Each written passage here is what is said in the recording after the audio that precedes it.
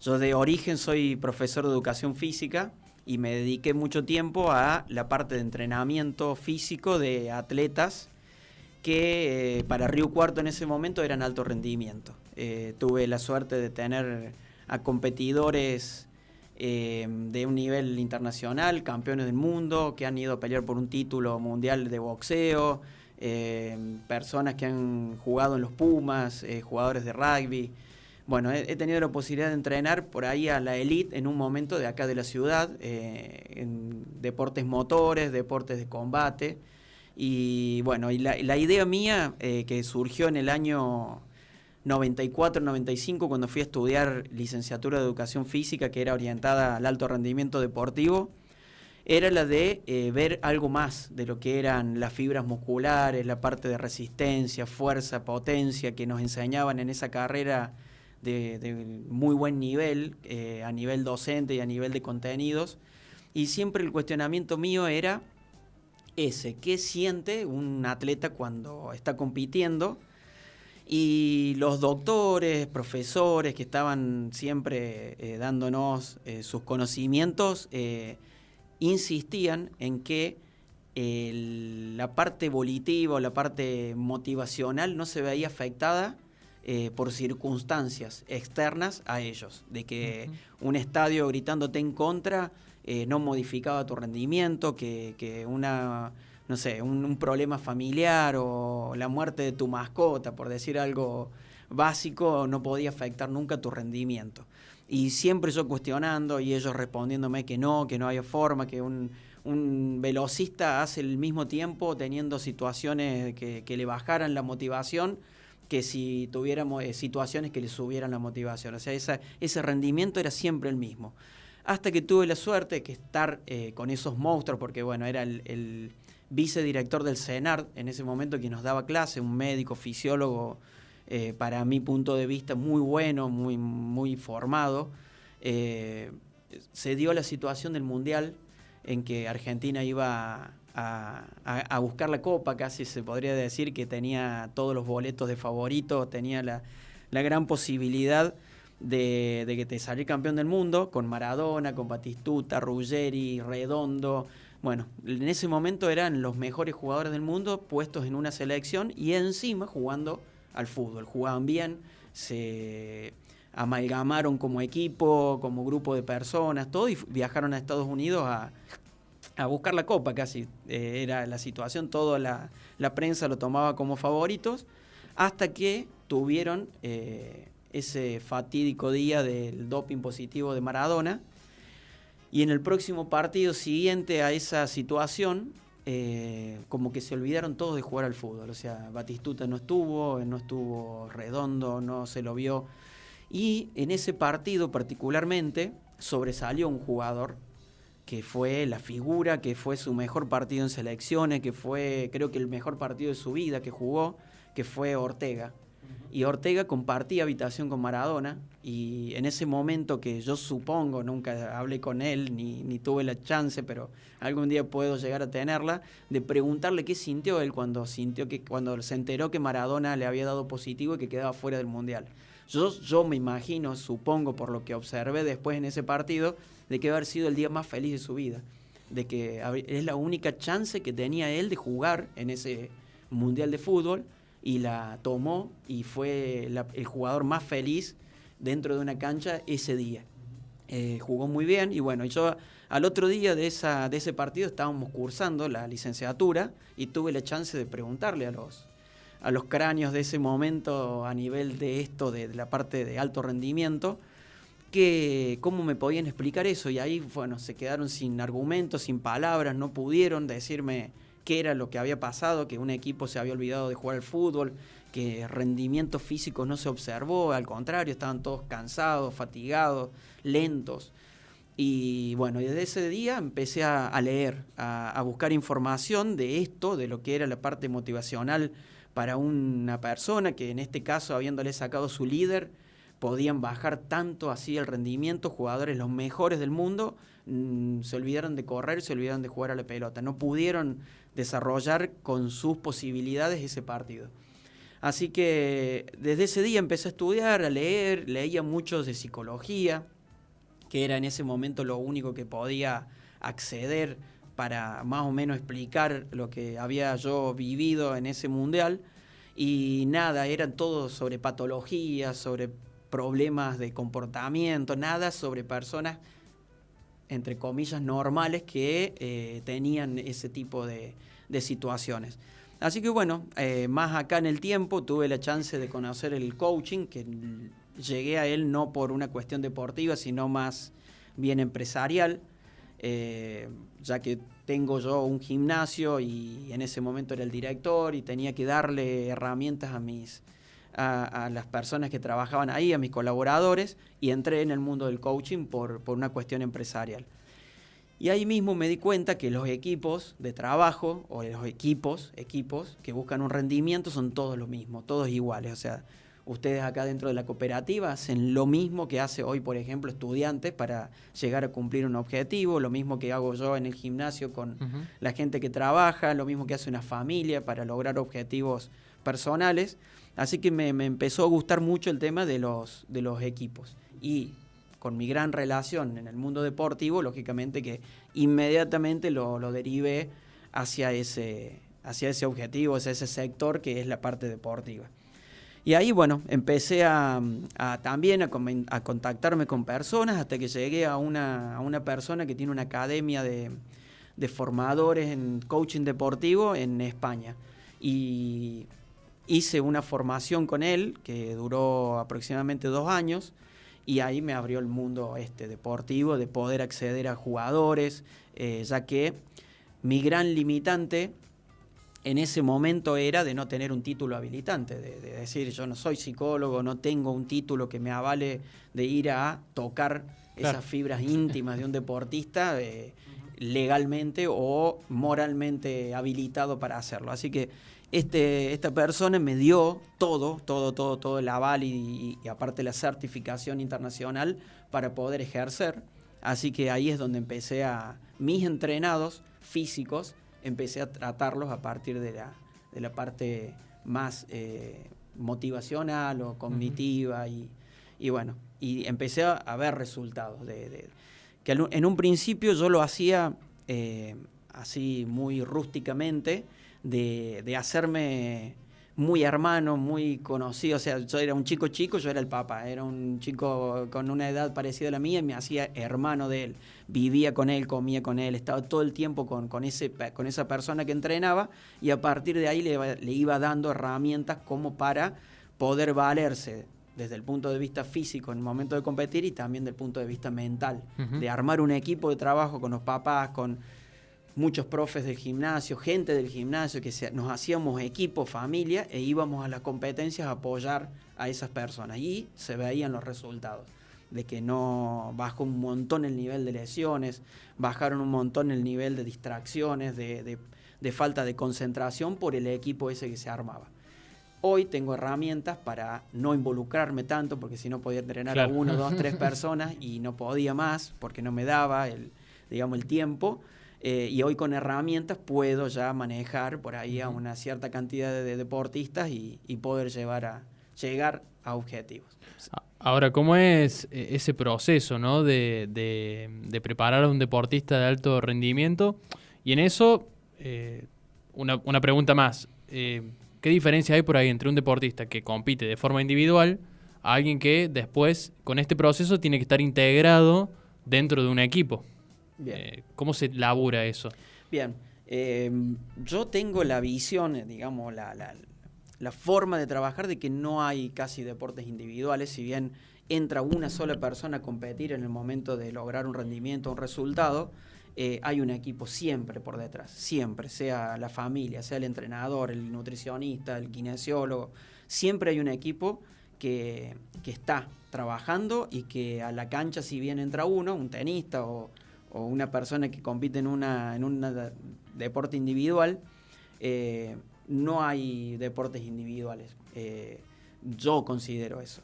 Y, digamos, la razón número 1 por la que yo trabajo en esto es para el tema de relaciones. O sea, yo baso todo, no en herramientas, no en técnicas que yo puedo llevar adelante, que conozco, que las sé, las tengo, pero si yo las quiero aplicar cuando no hay una relación entre el deportista y yo en este caso, o entre los mismos deportistas de un equipo, es muy difícil llevarla adelante. En este proceso que estás marcando del deporte, no solamente, como bien decías recién, ¿no? De lo individual solamente en el terreno de juego, en la cancha, en donde estén, digamos, y el equipo atrás.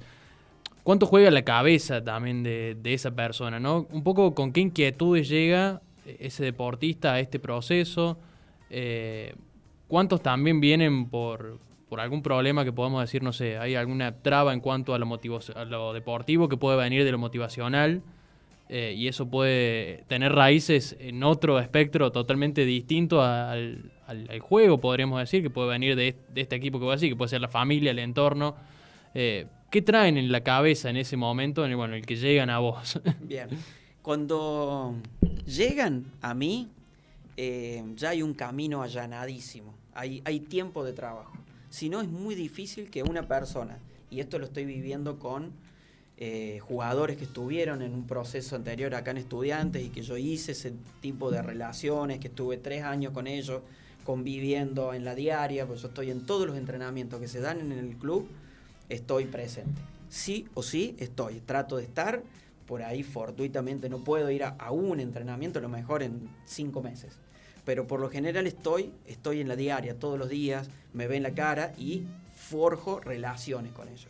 Hoy, jugadores que se han ido a otro nivel a jugar, tienen ellos este tipo también de servicio en el cuerpo técnico, a lo que ellos arriban es a que decir, un tipo desconocido viene, se me sienta y me pregunta qué te pasa o qué querés, y yo es imposible que me abra, que yo le diga algo, que esté compartiendo con ellos. Así que muchos de ellos siguen trabajando conmigo a la distancia, vía online, pero ahí es donde recaigo nuevamente el tema de relaciones. Un jugador, sea el deporte que sea la actividad que sea, yo sí o sí necesito primero, y no es porque a mí me haga falta, sino porque al jugador le hace falta, para contarme algo, suponete un problema familiar que tenga, un tipo determinado de relación. Si no hay una relación de confidencialidad, de confianza con respecto a lo que voy a abrirme a contarle a alguien, que sé que no va a salir de él, es muy difícil que un jugador se abra. Así que la relación me parece fundamental para tratar primero esos temas.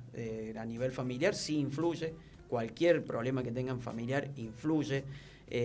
La lejanía, porque muchos chicos vienen a jugar o van a otro país, hay chicos que son de Río Cuarto y están compitiendo en Italia y por ahí pasan meses, toda esa la lejanía con sus seres queridos influye y mucho en el rendimiento. Y es ahí donde empezamos a trabajar. Cuando ellos se pueden abrir y dice, sí, extraño a mi viejo que está en Río Cuarto, y sí, ahí empiezas a trabajar. Mientras no se abra, es imposible. Bueno, estamos hablando con Franco Barrieda aquí en el Centro que Necesitas. Franco, voy a una duda que ha saltado también en el último tiempo y hemos charlado acá en programas anteriores. Esta cuestión de que cada vez más se está poniendo en palabras y en boga la cuestión de la salud mental de los deportistas de alto rendimiento. Y me voy a algunos casos del tenis, como hablábamos fuera de aire. En Roland Garros, por ejemplo, Naomi Osaka, quien ha sido campeona de Grand Slam y llegó a ser número 1 del mundo, dijo que no iba a jugar Roland Garros porque tenía problemas de ansiedad, no podía enfrentarse a una conferencia de prensa, por ejemplo, con los periodistas, tenía ansiedad y no podía, y hacía mucho que venía pasando esto. También con el Topo Londero, un tenista de acá de Córdoba, de Jesús María, en alguna situación similar. Y yo ahí te pregunto, para un deportista de alto rendimiento, quizás a esos niveles también de alto rendimiento que estamos hablando, ¿qué porcentaje hay de cuestión mental y qué porcentaje hay de cuestión física en lo que termina siendo el rendimiento deportivo? O sea, si es que se puede establecer un porcentaje también, o quizás en alguna circunstancia influye más una que otra. Bien, para empezar a responder voy a hablar del caso específico de esta chica tenista ganadora de Grand Slam, que tiene un nivel único, creo, hoy. A ver, es un pensamiento puro y exclusivamente mío. Yo vengo de la parte de la actividad física, del entrenamiento físico, digamos. Y yo toda la vida estuve convencido, y todo el que me escuche hoy que está ligado a la parte física, que el deporte de alto rendimiento no es salud. Ujú. Un deportista que tiene que poner, suponete esta chica Osaka, que tiene que sí o sí hacer una sentadilla con 150 kilos sobre sus hombros, no es salud. ¿Sí? Tenés que estar preparado físicamente a un nivel mayor de lo que tu cuerpo puede aceptar o dar para resistir esas cargas de 4 o 5 horas de un partido, y al otro día jugar otras 3, 4 horas, y al otro día jugar otras 5 horas. O sea que no es saludable para ningún cuerpo entrenarse o estar a ese nivel de exigencia. Lo mismo pasa con la mente. O sea, se habló mucho del tema del morro en su momento. También. De esta chica ahora que entra en depresión. Bueno, si no estás entrenado para ese nivel, a nivel mental, es muy difícil que puedas llevar una carrera deportiva. Y todos acusan al sistema de Roland Garros que te obliga a estar en las conferencias de prensa. Sí. Eso es el deporte de alto rendimiento. Ujú. Y imagínense que eso es lo mínimo de presión que puede llegar a tener esta chica. Y eso me hago cargo yo, porque es un pensamiento particular mío, no es que es real. Ujú. Es un pensamiento mío que una persona que se va a dedicar al alto rendimiento tiene que ser algo integralmente preparado. Físicamente, técnicamente, tácticamente, mentalmente, tiene que tener una resistencia mucho más alta que cualquier otra persona que no se dedica al alto rendimiento deportivo. Ujú. ¿Por qué crees que sucede esto de que hay quizás una resistencia a hablar de salud mental en el deporte de alto rendimiento? No sé si ahora hay mucho más, digamos, pero por mucho tiempo no se hablaba tanto del tema, o se habla del tema cuando suceden estas cosas. Por ejemplo, el caso del Morro García. Claro, a ver, nosotros acá en la Liga de Fútbol de Río Cuarto, si vamos a ver cuántos equipos tienen un profesional de psicología o de lo que sea, abordando esos temas en un plantel, te podría decir que es un mínimo. Uh-huh. Y vamos a otro nivel, que vamos al nivel de AFA, y no todos los clubes de AFA tienen hoy un gabinete de psicología para abarcar estos temas, o por lo menos abordarlos y tenerlos en cuenta. Y a nivel mundial lo mismo, hay equipos de trabajo que no tienen un psicólogo dentro de su digamos, staff de cuerpo técnico. Creo que hay muy poca información. Creo también que la información que hay viene de un lugar en que los psicólogos, yo no sé si han tenido pantalones cortos puestos alguna vez y han competido, Claro. no sé si han tenido vestuarios, si han estado en la verdadera efervescencia que se vive antes de un partido o de un partido de tenis. Yo he estado acompañando a tenistas como preparador físico y sé bien la adrenalina, los nervios, toda la situación que se vive antes de entrar a un partido, y creo que está abordado hoy por personas que no han tenido esa chance de haber vivido, y lo ven desde el punto de vista específicamente psicológico y no metiéndolo en una integralidad que es una persona que está por jugarse a lo mejor la vida, como yo sé que lo hacen cada jugador cada vez que sale a la cancha. Franco, te traigo un poquito a la actualidad de lo que estás trabajando ahora con estudiantes. Primero, preguntarte cómo fue ese ciclo Vázquez, todo vivir los ascensos, todo lo que fue hasta este último tiempo. Y bueno, y ahora cómo se vive la actualidad de estudiantes desde adentro, ¿no? Porque lo estás viviendo día a día. Buenísimo. Bien, bueno, yo con Marcelo sigo teniendo una relación excelente desde el primer momento, que me acuerdo que le mandé un mensaje cuando estaba volviendo el equipo de jugar no me acuerdo si era San Juan, creo que habían perdido toda chance de clasificar y que estaban todos medio bajoneados. Les mando un mensaje, yo no lo conocía a Marcelo, le mando un mensaje diciéndole que me encantaría, como hincha de Estudiante y como una persona apasionada del deporte, poder colaborar con los conocimientos míos dentro del plantel. Inmediatamente me dijo que sí. Estaban viajando un domingo a la noche, el lunes lo tenía ahí en el gimnasio, hablándome y diciéndome, sí, quiero arrancar con esto. Bueno, todo ese proceso se inicia con la preparación de ellos. Con la preparación del cuerpo técnico, preparador físico, ayudante de campo, que en ese momento era Chepe Flores, y el técnico, que era Marcelo Vázquez. Tuvimos 6 meses casi de entrenamiento para ellos. Yo no quería entrar al vestuario hasta no estar convencido de que ellos creían en mí. Claro. Que estaban diciendo, sí, Franco, vamos a ver qué hace con esto que nos mostró adentro del vestuario. Ellos tenían imperiosa necesidad de que yo ya vaya a jugar a estar con los jugadores, que es lo que pasa siempre con cualquier cuerpo técnico, con cualquier deportista que viene y me contrata los servicios, quiere que vaya ya, que tener resultados mañana. Uh-huh. Y los procesos son primero desde la cabeza, de la dirección técnica para abajo. El último que tendría que estar trabajando es el atleta en realidad. Y bueno, lo logramos con Marcelo, tuvimos paciencia, tuvimos trabajo, hasta que un día entré al vestuario a trabajar con los jugadores. Lógicamente que se vivieron cosas maravillosas, por ahí el trabajo mío se vio un poquito más, no sé, agrandado o dimensionado por el tema de los ascensos, que si no hay resultados, lógicamente que cualquier trabajo que haga, sea bueno o malo, por ahí no se ve, no repercute tanto, exactamente, no hay repercusión.